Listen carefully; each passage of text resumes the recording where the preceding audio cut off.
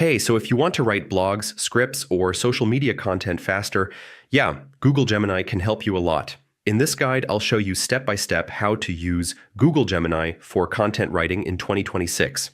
First thing, go to Google Gemini and sign in with your Google account. Make sure everything is set up properly. Next, write a clear prompt. So instead of saying write a blog, explain your topic, audience, and goal. All right, start by asking for an outline. This gives you a structure before writing the full content.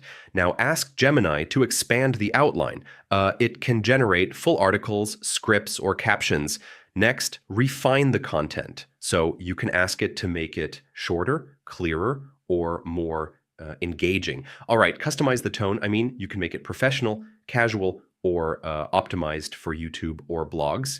And use Gemini to proofread your content, fix grammar, improve flow, and finalize before publishing. So that's how you use Google Gemini for content writing.